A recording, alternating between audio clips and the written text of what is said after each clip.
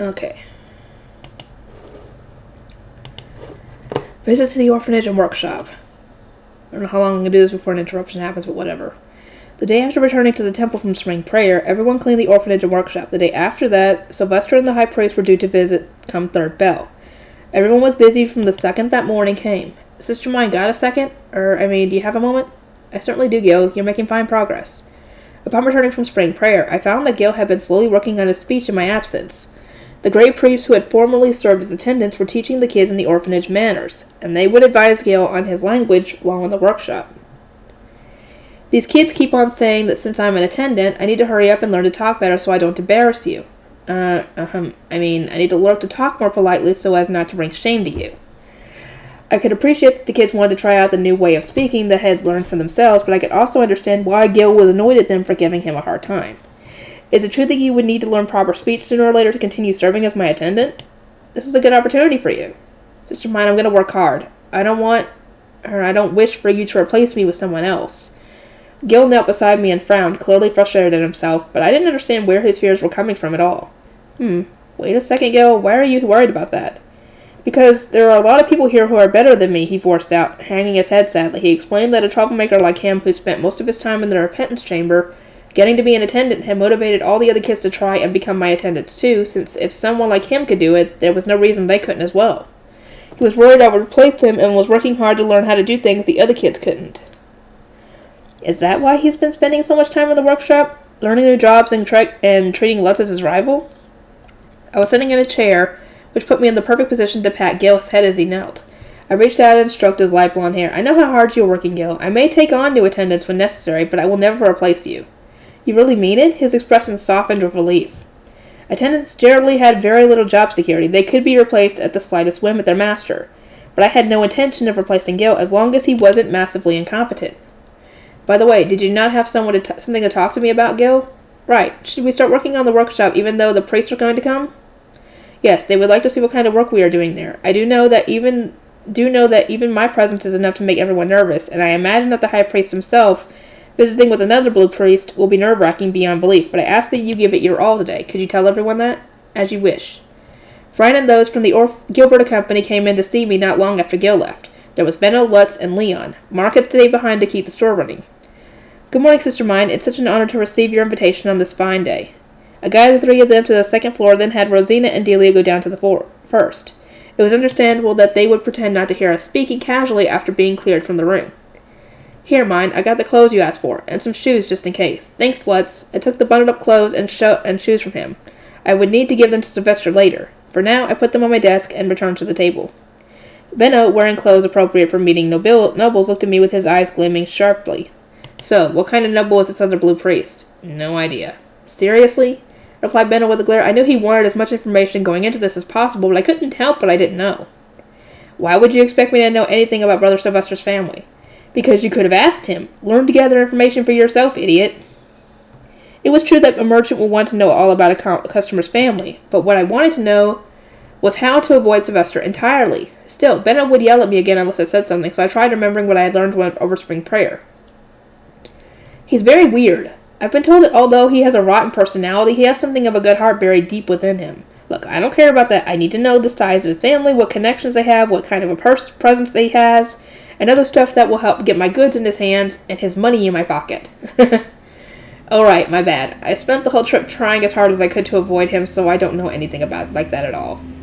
I spoke from the heart without really thinking about it, and Benno slumped over in disappointment. You can just learn this stuff for yourself when I introduce you to him at the workshop, Benno. That would be a lot more reliable than trusting me.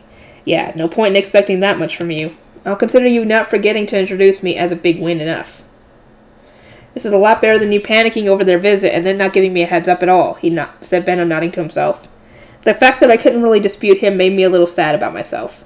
Right, I'll see you then. Try not to mess things up. Benno, having obtained little in the way of information, departed with Lutz and Leon for the workshop.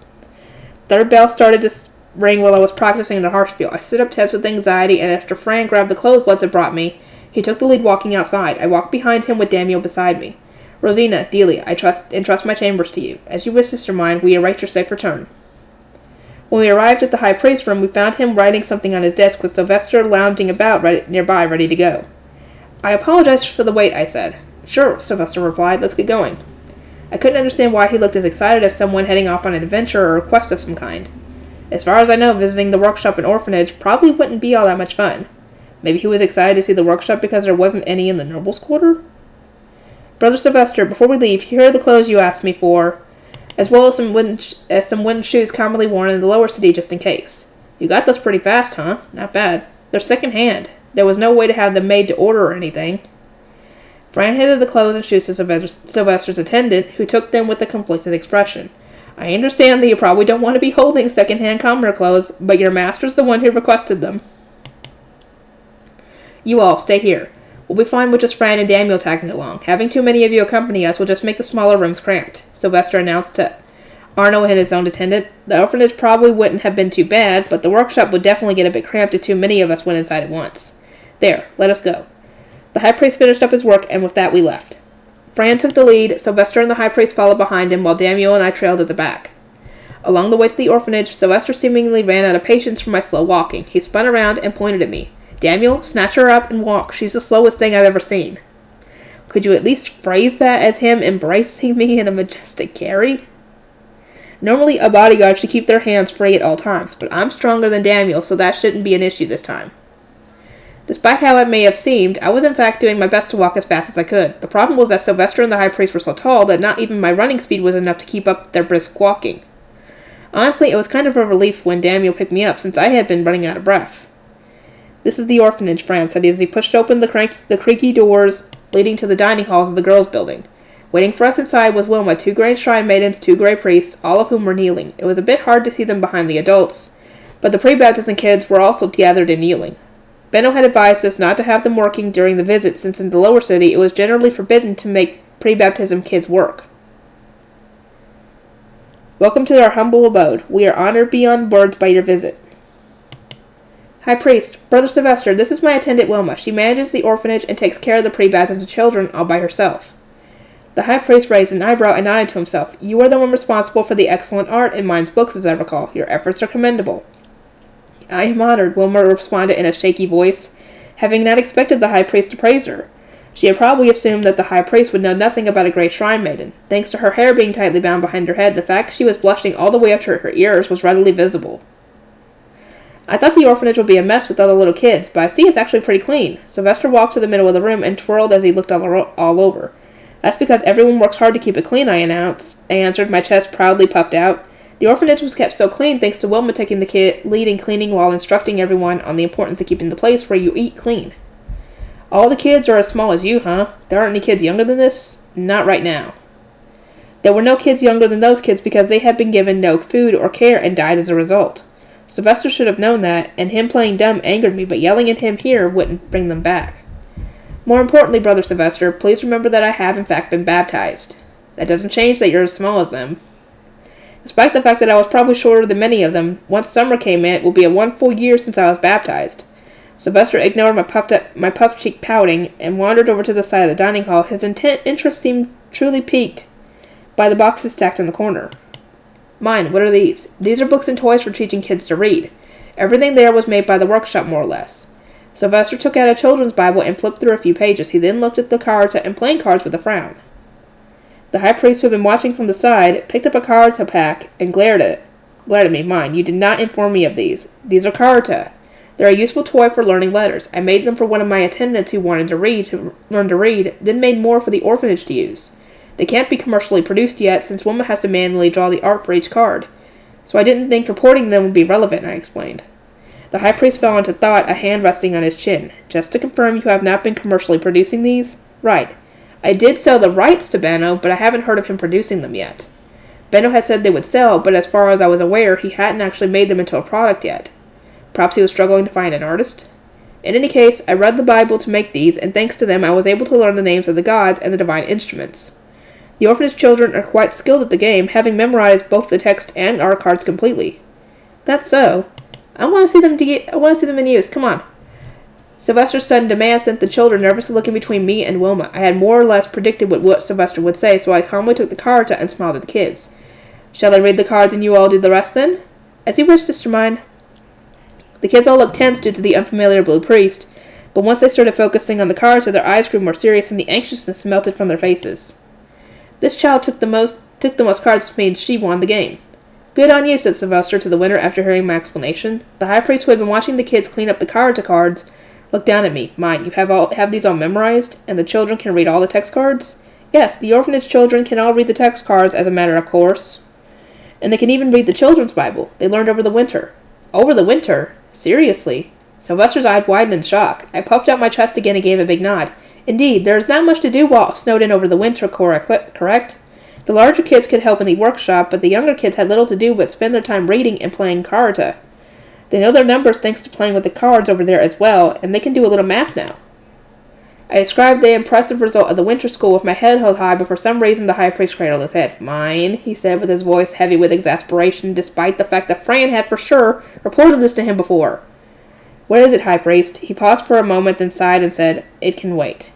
His expression made it clear that he had mustered all of his willpower to swallow whatever it was he wanted to say. It feels like I got a big lecture waiting for me, but why? Why? I cocked my head to the side in confusion, just as Sylvester grabbed my shoulder. All right, take me to the workshop. Certainly. Walking at my usual pace, I headed to the back exit, which was down the stairs of the girls' building. Sister mine, I do not believe we should bring a visitor there, said Wilma in a troubled tone. I snapped back to my senses, stopped where I was, and spun around. The back exit certainly was no place to bring a visiting guest, but my sudden change in direction seemed to make the two priests think I was hiding something from them, and their expressions hardened a bit as they looked at the stairs. Wait, what are you hiding down there? Asked the high priest. It's just the back exit we usually use to reach the workshop. But as you and Brother Sylvester are both visitors, I should take you the proper way. I explained. I wasn't thinking. The high priest furrowed his brows. A back exit in the orphanage. I have never heard of such a thing. Take us there. At their request, I followed Wilma down the stairs as I usually would. The basement of the girls' building was a kitchen, and they were in the middle of preparing lunch. We could hear the girls chattering as nice smells drifted into our noses. But the talking stopped the second Wilma came into sight, hurrying down the stairs. By the time the priest and I reached the kitchen, the large soup-filled pot had been abandoned mid-boil, and everyone was kneeling down by the wall. Huh, so this is where you're making food for the orphans. Yep, though generally only soup is made here. I explained how we were filling the gaps between divine gifts with soup we made ourselves. The two priests had likely never even looked into their own kitchens, and both of them peered into the bubbling pot with great interest. The stuff looks like the soup we shared baked during spring prayer. That's because I taught them the same recipe. Sylvester glared down at me with narrowed eyes. Isn't that a little much for orphans to be eating every day? That annoyed me. The orphans have been forced forced to earn money by themselves and cook their own food due to there being fewer blue priests and shrine maidens to offer them divine gifts. No way was some simple soup a little much for them.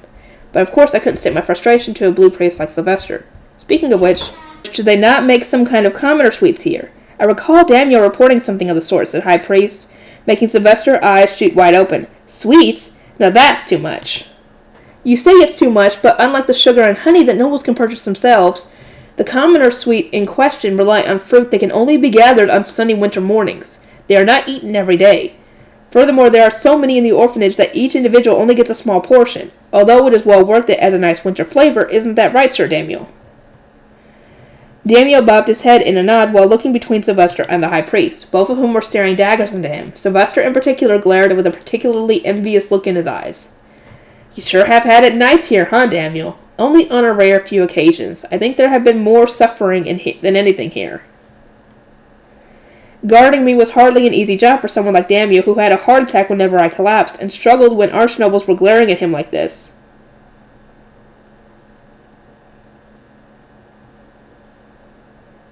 Did she just confirm, or just say essentially that? Whatever. The soup will burn if we stay here, so I suggest we hurry on to the workshop. I urged us toward the exit since I didn't want to deal with Sylvester asking to eat a Peru cake. Because we don't have any. We then passed by the chapel as we made our way to the boys' building. This is the mine workshop, Fran stated as we entered. The boys inside stopped their work and moved to the wall where they knelt down just like the girls had, accompanied by the three from the Gilberta Company. We have started producing plant paper now this spring again. Once we have a large supply of paper, we'll start making more picture books. Those in the workshop seem to have been swishing pulp and drying the paper since they couldn't go to the forest today. Sylvester looked around and gave a snort. Mine, where are you making these toys? These were made over the winter. It's past their time now. We could easily make more if we order the materials, but our priority here is making paper for picture books, I explained. Sylvester blinked his deep green eyes in confusion. Why focus on the paper and picture books when the toys are more fun and would sell better? Because I want books. Was there anything wrong with using my own workshop to make the things I wanted? No. I wanted books regardless of whether they would sell or not. The mime workshop existed for that very purpose. Sylvester's jaw dropped as though he couldn't believe what he was hearing. Man, you sure do whatever you want, huh? I don't want to hear that from you, Brother Sylvester. Nobody embodied the concept of doing whatever you wanted more than Sylvester did. As both Sylvester and I stared at each other in disbelief, the high priest rubbed his temples. The truth remains that both of you are a source of endless headaches for me. Anyway, mine. I want to see the workshop actually running. Everyone get back to work. Unlike me, Sylvester ignored the high priest's barbed words, and instead ordered the Grey Priest to return to their work. They all smoothly stood up and went back to their positions. There was no denying it. Sylvester was wilder and more uncontrollable than I was, and that's saying something. With the Grey Priest back at work, only the three from the Gilberta Company remained kneeling by the wall. The High Priest already knows these three, but I will introduce him to you, Brother Sylvester. This is Benno from the Gilberta Company, and his Laharl apprentices, Les and Leon. Right, the merchant that sells the stuff from here. Sylvester, who was glancing at the now-moving workshop, looked down at Benno and the others. Correct. Most everything made in the mine workshop is sold through the Gilberta Company. The restaurant you're interested in is also being established by the Gilberta Company. They would love to have your business. Oh yeah, Benno, raise your hand. I permit you to speak to me. I am honored, said Benno as he looked up. Then all of a sudden, he froze. No words of greeting passed his lips, and I heard him swallow hard. Benno? I asked, confused. Oh boy. Yeah, I think he knows who this guy is. Because I'm assuming he's had a couple of dealings with him in the past. Oh boy. Blessed be the waves, the flute train, the goddess of water, who guided us toward this serendipitous meeting. Benno choked out before lowering his head again.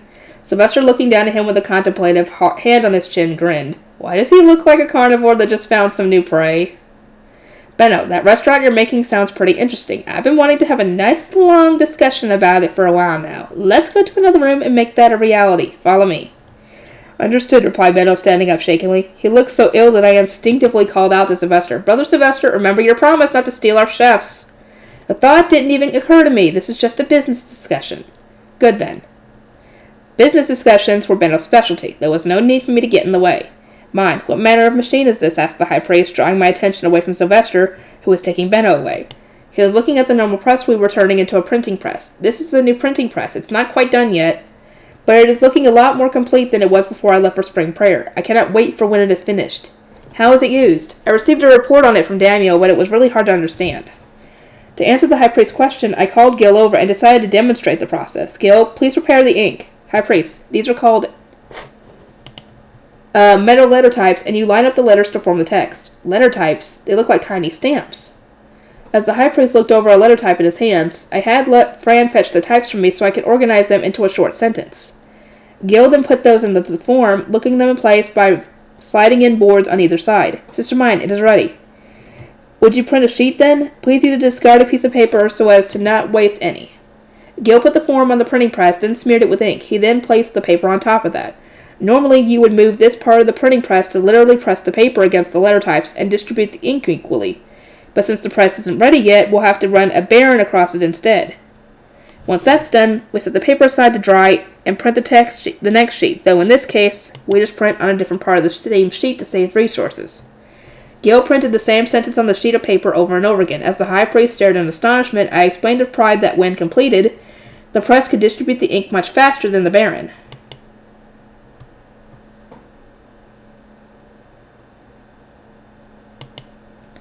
I expected the high priest to start praising the printing press, but instead he just put a hand against his forehead. This will change history. Yes, I understand that now.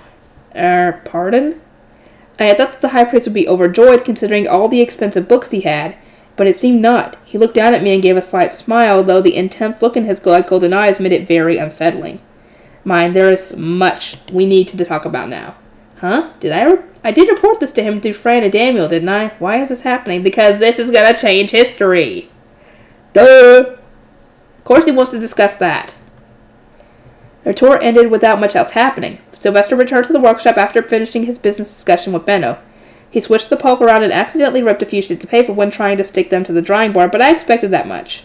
No harm was brought to our tools, and Sylvester seemed satisfied, so all in all, the tour went as well as I could have hoped. It was pretty obvious that the high priest intended to lecture me or otherwise interrogate me later, but well, as terrifying as that was, at least the tour was over. The one thing I didn't quite get was the ghastly pallor of exhaustion on Benno's face when he returned with Sylvester. He accompanied me to my chambers after the tour had ended, and the second we were there, his head slumped over. It seemed that he didn't even have this energy to return home without resting here first. Benno, what exactly did Brother Sylvester say to you? I can complain to the high priest for you if he was overly cruel. Would you like me to? There wasn't much I could do, but had Sylvester been particularly cruel, then the high priest would surely step in to make things right. I thought that would be a welcome offer, but Benno just kept his sulky silence and started grinding a fist against my head. Ouch! Where's that coming from? This is your fault, he muttered with a dark expression before readying his fist again. I protected my head with my hands, glaring at him with teary eyes. What did I even do wrong? I can't say, but it's your fault. Did he give you a hard time about the chef swapping or something? That was the only thing I can imagine Sylvester giving Benno a hard time about, but he just blinked in surprise like he hadn't even considered that and shook his head. Wrong. Then what? Benno looked at me with bitter frustration, then scratched up his gelled black hair and let out a groan. Forget it. The one thing I'm sure of here is that I've been given the opportunity of a lifetime. Not sure whether I'll be able to make good use of it, though. Well, I have no idea what you're talking about, but good luck. I gave him the best words of support I could give my limited understanding of the situation, but that only seemed to tick Benno off. He pinched both of my cheeks at the same time. That hurts. Benno, would you like to eat lunch here? Nah, I gotta get home and sort this mess out in my head, he replied, then abruptly stood up and leaving my chambers, dragging his feet like an exhausted office worker walking home. Seriously, what did Sylvester say to him? Oh, boy. He has been given the opportunity of a lifetime, but the person in question is somebody he probably wasn't expecting to work with. That afternoon, 2 letters were sent to my chambers, one of which was a personal invitation to the high priest's lecture room. It had been scheduled for the day after tomorrow, in the afternoon before I was due to go home. I immediately wrote him a reply. I could probably survive a lecture, knowing I would be going home to the comfort of my family right after. The other letter was from Sylvester. In it, he both thanked me for hosting his tour and ordered me to take him to the forest tomorrow. It was easy to give an order like that, but not so easy for me to actually go to the forest considering my health and the fact that I would need a guard. Sir Daniel, it wouldn't be possible for me to go to the forest, would it? I murmured, flicking the letter with my finger. Daniel, who would have to accompany me as my bodyguard, shrugged his shoulders with an exasperated expression. Apprentice, could you even walk that far? I could. I walked to the forest quite regularly before my baptism, though it is quite a time-consuming walk. There were few adult men patient enough to endure my slow walking speed, which meant that I was being carried more often than I walked as of late. But that didn't mean I couldn't walk at all. I just wasn't as quick on my feet as everyone else. Okay, let's put aside whether or not you can actually walk there. The actual issue, then, is that as your bodyguard, I can't recommend an apprentice shrine maiden like you going to a forest. I think it would be better if you had someone else guide him there. We were dealing with Sylvester here. I could have asked Dad had he been off work, but his next break wasn't until the day after tomorrow. Tully had mentioned that he was scheduled to take a day off so that he could come and take me home, and since she usually came with him, they both definitely had work tomorrow. The only person I could ask is Lutz, but it would be a big deal, big load on him. Lutz was already taking the children to the forest tomorrow, assuming it was sunny, so it would be a natural choice to ask him. I would have rather asked Leon since he was older and could probably handle Sylvester better, but a merchant's son like him would barely go to the forest and therefore wouldn't know much about it. While I was practicing the harpsichord after breakfast the next day, Gil came rushing in despite having already departed for the workshop earlier that morning. Sister mine, the blue priest's already waiting in the workshop, he's presently waiting in the workshop. Gil usually opened the workshop at second bell, where he would prepare for the day's work until the great priests in the orphanage finished breakfast. But when he went to the workshop to open it today, he found Sylvester was already there at the door, dressed in the dirty second-hand clothes I had given him, and waiting with his head held high. Gil had immediately rushed back to tell me, so I stopped my harpsichord practice. God damn it. Ugh. There.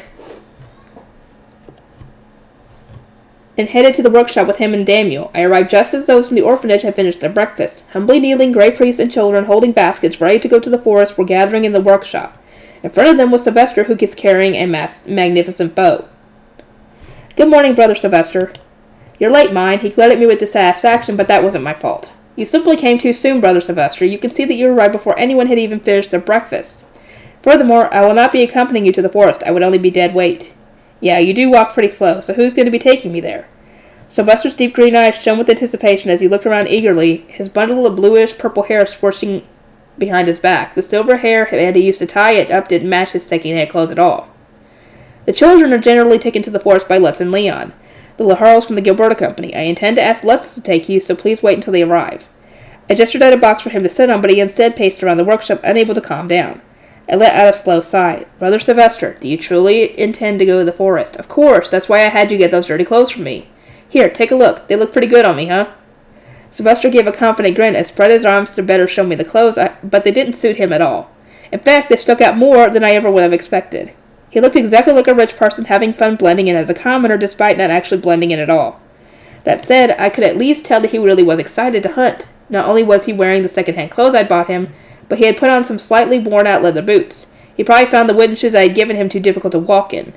In contrast, the bow he had was much more intricately crafted than any you would find in the lower city. As far as I could tell, he really was just planning on hunting. Brother Sylvester, if you do intend to hunt in the forest, please promise to listen to what Lutz your guide says. Sylvester looked at me, his expression hardening just a little. I knew that nobles were of higher status than commoners, but as we were both blue robes, we were equal within the temple. Yeah, right. And since the high priest was absent, only I was capable of speaking out against Sylvester.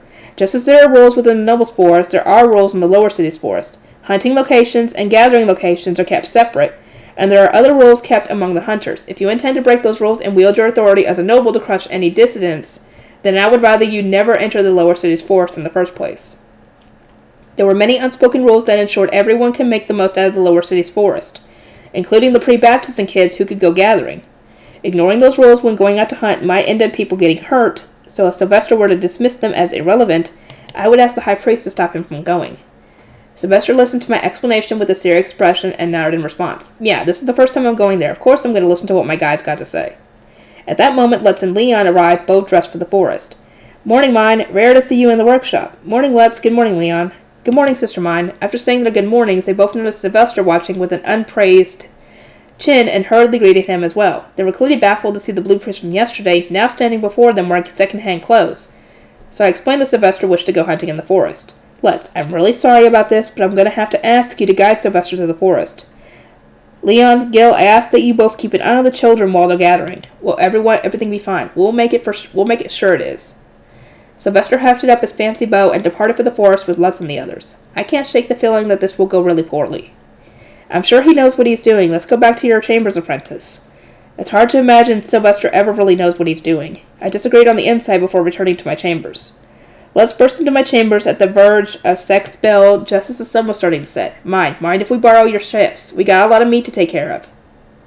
I felt kind of bad about asking my chefs to do more work right before they were about to go home, but people experienced with butchering animals could do it a lot faster than people who weren't. We would get nowhere if I just handed the orphanage kids kitchen knives and told them to get to work.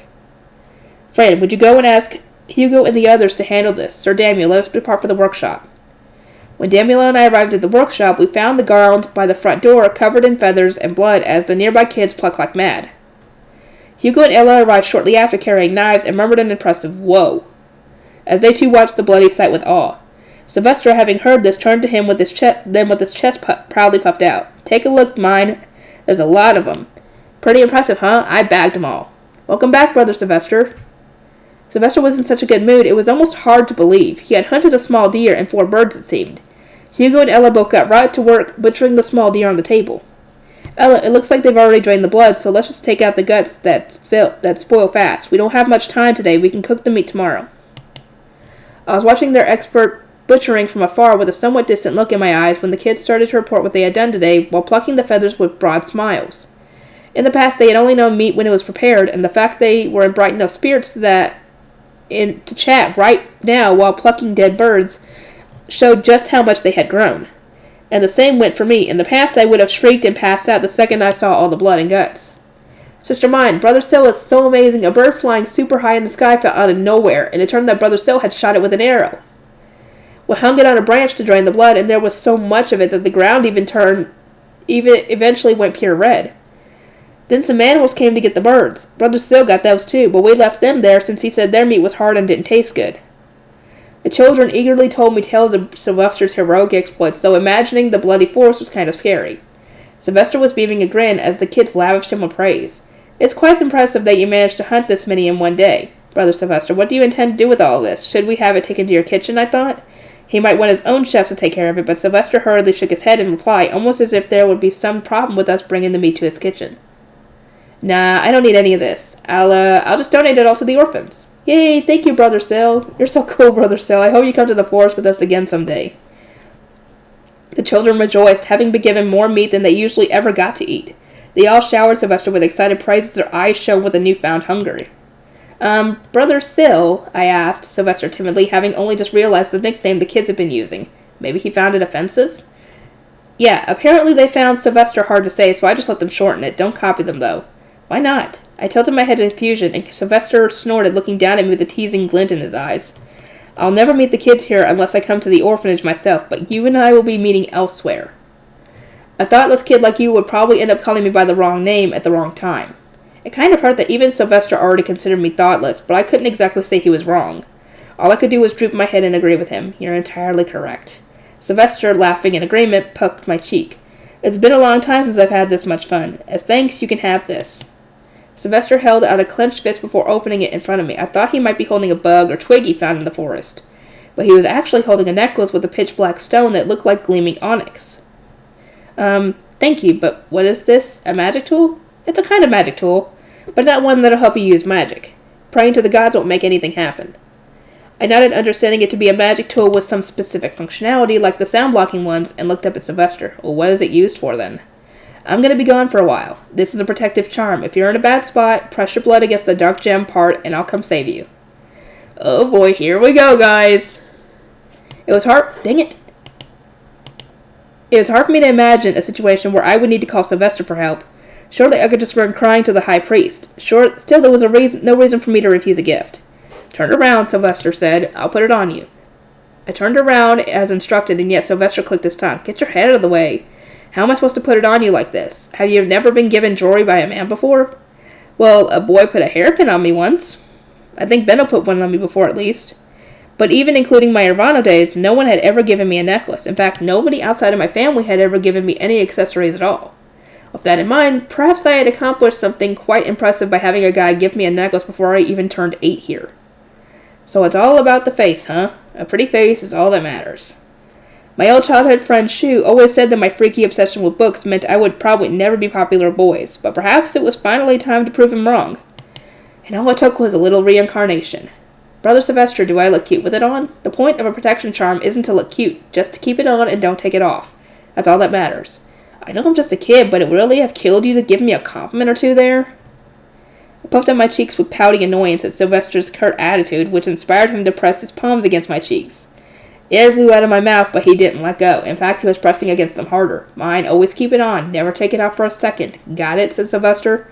His deep green eyes more serious than I had ever seen them before. Hang on. How far? I'll keep going. I probably have time for one more chapter. Talking with the high priest and returning home. Facing both a lecture from the high priest and finally going home again was like experiencing heaven and hell at once. On the one hand, I couldn't wait for later in the day when Dad and Tuli would come get me, but on the other, just thinking about the high priest lecture made my stomach turn.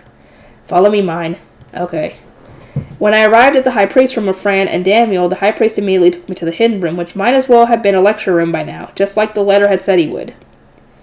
I sat down on my usual bench. The high priest picked up a pen and a wooden board resting on his table, set down a bottle of ink, and then looked at me with his legs crossed in a pristine interrogation style. I did not summon you here for a lecture. I believe I said I had things I wanted to ask you. First, I would like to know the details of the printing press you were attempting to make. He had apparently made a list of all the things he hadn't been able to ask me when touring the mine workshop, and now that we were alone, he asked questions after question about how many books the printing press could make, and how fast it could do that. However, I didn't have clear answers for any of his questions. I haven't finished a printing press yet, and I will need a lot more metal letter types before I can print books composed of nothing but text. Not to mention that we can't print anything without first making the ink and paper in our own workshop. It's impossible to know how fast and how much we'd be able to print after finishing just a single printing press. I see, replied the high priest before looking back down at the board in his hands. As that case, I would like to discuss its impact on history. When printing begins, what will happen to those who are copying books by hand? In your world, what happened to those who made a living off of copying books? Some people continued as a hobby, but in terms of employment, the waves of automation crushed them more and more every time. Indeed, it was a slow process, and they faded away entirely over the course of about 2 centuries. Naturally, it didn't happen with a single decade or two. The high priest frowned while scratching away on his board. You said that in your world, all citizens of your country attended school, and that it was normal for everyone to know how to read. But I do not imagine it was always that way. What changed in your society as a result of the proliferation of books and the increased literacy rate? Everything changed. But the specifics varied by country and by culture. I don't think the details would mean much to an entirely different world. What changed, for example? Asked the high priest, and I thought about the history I remembered from my Irano days. A lot came to mind, but I wasn't sure whether the high priest would understand since he lacked the background knowledge I had. There are many examples of working-class commoners overthrowing the ruling class and starting a government ruled by the people through sharing information and teaching each other. On the other hand, there was also manipulators printing and distributing hand-selected information to influence the populace one way or another. I know that commoners learning to read significantly changes the means through which information is communicated, but I don't know who might exploit those and how. So the impact would be so enormous that it's impossible to say what might happen, partially due to outside influence. Very troubling indeed, murmured the high priest while continuing to scribble away on his board. Unlike my world, this world can't survive without mono-wielders, right? It's hard to say whether the populace will take the same course of actions even after the literacy rate rises and books spread. In fact, you could use books to spread the knowledge of just how much nobles do for commoners, though that will have the opposite effect if nobles and priests aren't taking their jobs seriously. What do you mean? Asked the high priest with a confused look. I shrugged. The people of the lower city don't really know what nobles are doing. Only those in farming towns where the spring prayer is held see the nobles and blue priests directly supporting their livelihoods by filling chalices of mana. That's why their faith is so strong, and why they are so much more willing to pray to the gods than those in the lower city are. I would think so anyway. I never even considered the faith of the lower city residents, nor did I consider informing them of what we nobles do. I find your perspective fascinating. You see things from angles we never would. Now, not only was I of common birth here, I still firmly remembered my time living as a Rhino on Earth. The high priest seemed to be interested in the otherworldly perspective they gave me, both literally and figuratively. In that case, I will make my decision based on what I know for certain now. Mine, do not begin printing yet. What? Why? It would be possible to keep control of the populace, no matter how they respond through the power of mana. But there will be no doubt nobles who express their opposition to printing.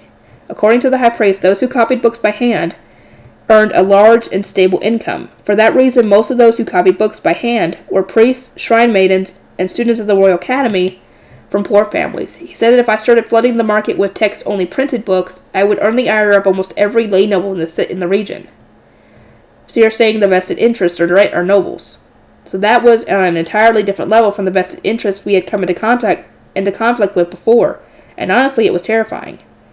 As I trembled in fear, the high priest nodded. Up until now, you've only printed picture books for children, and I believe you said you were restricted by your need to print with paper templates. For those reasons, I imagined the impact on nobles and priests to be limited enough that there was no reason to stall your efforts. However, what will happen when the printing press is complete? I decided to procure metal letter types to circumvent the pain and tedium of cutting out each letter of a stencil by hand. The easier it was to print books composed entirely of text, the better. And that was the exact line of thought that had led to the jobs of those who copied books by hand being stolen away back on Earth. How long do you want me to hold off on printing? I asked, wanting to know how long I would have to endure the pain of having a printing press on hand but not being able to use it. His light gold eyes steadily focused on me. Until you are adopted by Karstad. What? A commoner interfering with noble matters would be crushed in the blink of an eye. But if you were the daughter of an archnoble, performing business approved of by the Archduke, it would not be so easy for them to crush you and your printing operation. A lone commoner girl on her own would probably be like an ant to them, as easily stomped on, but I would have status to my name as the adopted daughter of an archnoble, and with the Archduke's direct authorization, my printing would become government business. The lay nobles who would then be earning cash on the side would be in no position to act against me. In other words, according to the high priest, I would want to wrap lay nobles into the printing business. Nobody could stop us if we began printing all over the duchy at once. The scale of the discussion had grown so large I could not help but gulp. But could I bear to wait 2 whole years to start printing now that we had a printing press ready to use? It had only been 2.5 years since I had started living as mine. Could I survive spending that long a time doing nothing but printing picture books for kids? As if reading the thoughts stirring through my head, the high priest looked me straight in the eyes, his lips curving into a grin. Well then, mine, what would you say to becoming Karstad's adoptive daughter now? You can begin making your books immediately. He was trying to tempt me, and for a moment my heart wavered, but it really was for no more than a moment, and a second later I shook my head. No, I can finally go home. I won't turn my back on them now. Do you loathe the idea of being Karstad's adopted daughter that much? Not at all. I think Lord Karstad's a wonderful man. He's stout-hearted and quite reliable, not to mention high in status. I can't imagine a better adoptive father to have. Oh boy, I can't wait to get into Volume 8 now. But still, I wanted to be with my family. I only had 2 more years left to spend with them.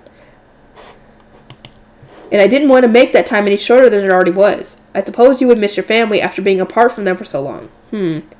Give this another thought after returning home and enjoying your fill of warmth and affection. Perhaps you will find that you have changed your mind, said the high priest with a slight victorious grin. It was a grin that made it clear that he expected my love for books to overwhelm me until eventually I agreed to be adopted before turning 10.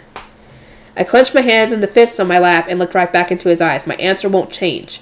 I'll stay with my family for as long as I can. You're the one who showed me just how awful of a daughter I was when I prioritized books above everything else, and how much I needed to treasure the new family I've been given. His magic tool has thrust the past back into my face in the most realistic way possible, engraving into my heart that once lost, one's family could never return. I wasn't the same person I was when I sacrificed everything for my books. My reply made the high priest's expression turn to something a little more wistful. Resolve that strong won't soon break, I imagine. Very well. Enjoy your 2 years of printing a minuscule amount of children's books. I'll try. Mind, we're here to get you, declared Dad. Did you finish your talk with the high priest? Asked Thule. Upon leaving the high priest's room and returning to my chambers, I found Dad and Thule standing in the first floor hall already waiting for me. Dad, Thule! The second I saw them, the knot in my stomach that had been weighing me down since my talk with the high priest unraveled and was instantly blown away. I ran over to Dad and jumped into his arms, leaving Fran and Daniel standing in the doorway. Up you go. Dad had expected that and caught me, lifting me high into the air. After a spin, he set me down and ruffled my hair with his big hand, continuing on until it was all over the place like always. Geez, mine, your hair's all messed up now, said Thule with a smile, having watched everything. She took out my hair stick and combed my hair with her fingers. I gripped the hair stick tightly and relished the feeling of Thule dressing my hair. One sec, I'll be back down after getting changed, I said, in a pleased voice while racing up the second floor where Delia began assisting me. I stripped off my blue robes, my shirt with large poofy sleeves that most rich girls would wear, and pushed my arms through the sleeves of my Gilberta Company apprentice uniform for the first time in ages. It felt a little tighter on me than last time I had worn it, though maybe that was just my imagination. Back when I had holed up for the winter, it was cold enough after I had to wear a thick coat just to thrive outside. But now that I was going home, it was warm enough that I didn't need a coat at all. So, Sister Mine, are families really that good? Delia tilted her head in confusion while doing up the buttons on my blouse. No matter how faithfully we serve you, Sister Mine, you always leave. Is your family that much better than us? I didn't hate my time here over the winter. You all served me well, and I had a pleasant time. But I miss my family, and I do want to be with them if I can. I know that Delia and the others were serving me as best they could, but I still wanted to be with my family. I still wanted to go home. I'm sorry, Delia. You don't need to apologize or anything, Sister Mine. It's just, I really don't get it.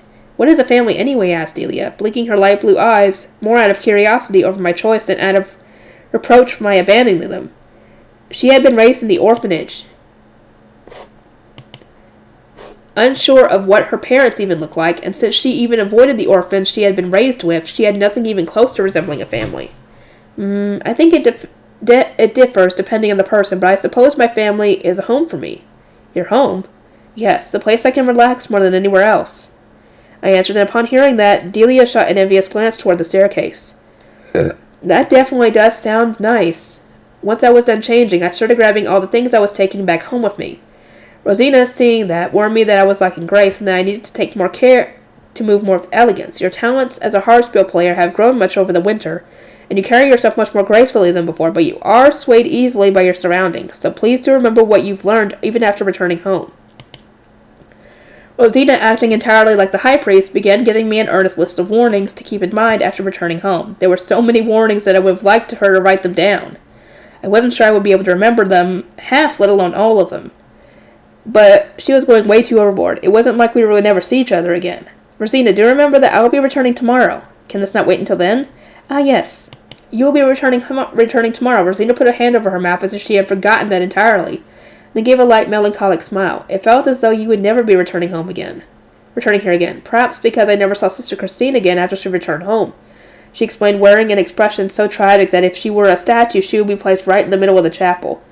The wounds left by her former mistress were deeper than I had thought. Rosina, I will return to the temple post-haste. Indeed, I shall be waiting. There wasn't much I needed to bring back home with me. I didn't need fancy clothes or shoes, and my family all had their own daily necessities. All I really needed to take back was the tote basket I had brought with me. I descended down the stairs with my basket, and both Delia and Rosina followed after me. They were seeing me off at the door. Dad, Tuli, I'm ready. All my attendants were gathered on the first floor. Gil looked like he had just rushed all the way back from the workshop after being informed, and Fran was dressed as though he would be walking me home. All right, time to go. Everyone, thanks for watching after mine all winter. It means a lot, said Dad. No need to thank us, sir. We're her attendants, you know. It's what we do. Gil replied with a grin. I smiled a little at his tone, which was a mixture of politeness and casualness, while looking over everyone. Well then, I entrust my chambers to you in my absence. My attendants all knelt and crossed their arms in front of their chests. We await your safe return. As my bodyguard, Daniel had to accompany me on my way home, and Fran will be joining us to teach Daniel the way there, since this was his first time. We met up with Lutz in front of the workshop and went home together. Been a long time since I had to walk at your pace, Mine, said Lutz. Mine, did you, get slower at walking over the winter? Asked Tuli. Wait, what? Am I walking slower? Neither Fran nor Daniel hurried me while we were in the temple, and when time was of the essence, one of them just carried me. It was possible that no way trying to rush me had led to me falling back to the slower pace I was more comfortable with. How fast did I used to walk? This fast? I tried my best to work my legs harder, but Lutz just laughed and shook his head. Give it up, Mine. You don't need to push yourself right now. Just relax and enjoy the walk home, yeah?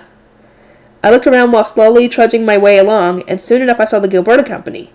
Suddenly I remembered that the High Priest had told me to hold off on printing for a while. I think we might need to go talk to Benno tomorrow. Did something happen? The High Priest told me not to print for now. I think I should tell him about this. I said with a shrug. Tuli looked at me, her blue eyes widened in surprise. Oh, what? Why? Didn't you really want to start printing? It has to do with nobles. Oh, that's a shame. Tuli used her free hand to pat my head. I shut my eyes and smiled while enjoying the feeling. He didn't tell me I could never do it. I just need to wait for 2 years. It'll be fine. And I made the right choice. A printing press wouldn't pat my head or try to cheer me up when I'm sad like this. All right, I'll come tomorrow at second bell to take you to the temple. Take care not to go outside before then, said Daniel with a strict expression as we arrived at the plaza. Well, it seemed that even at home I wouldn't be allowed to go outside without a bodyguard. Understood, Sir Daniel. Fran, I imagine the journey back and forth would be taxing, but thank you. It is nothing. Please enjoy your time with your family tonight. I'll be awaiting your return tomorrow, said Fran, while crossing his arms in front of his chest. Thank you, Fran, Sir Daniel. I shall see you tomorrow. Fran and Daniel turned around and left the plaza. I waved Lutz goodbye and began to climb the stairs to our 5th floor home. Before I knew it, I was gasping for air. You can do it, Mine, just a little more. The fact I couldn't even make it all the way home without Dad and Tuli's encouragement showed just how much stamina I had lost over the winter. I was already weak as is, and would really rather not lose what little strength I had managed to build up. I'm home, Mom. I opened the door to my home for the first time in what felt like forever, and was immediately hit by the aroma of cooking food.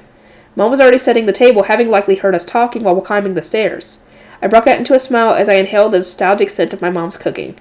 Welcome home, Mine. Mom, holding her large belly, looked up after sitting down a plate. Her smile filled my heart with so much happiness and nostalgia that it buried all the sadness I had built up within me. It's been so long since I walked outside. I'm starving. Put down your things and help me get ready then. Okay. I set down my tote basket and washed my hands and started setting the table with Tuli. It was kind of fun since it had been so long since I had done any work myself. So, Mom, is it almost time? I asked, looking at her massive belly. She patted it with a loving smile. It could happen any day now. Maybe the baby was waiting for you to get home, Mine. If it had been, nothing would make me happier. I patted Mom's belly and said, your big sister's home now. I felt a kick, entirely as though the baby was replying to me. Wow, the baby kicked. It felt like it was talking to me, I said, sending a laugh through my family. I ate Mom's cooking, bathed with Tuli while playing around, got into the bed that was so narrow I ended up hitting Tuli if I tried rolling over, and went to sleep with my family. When morning came, Mom was groaning from labor pains. Uh-oh. We are almost done, everybody! This didn't take too long at all, wow! Anyway, I'll see y'all next time.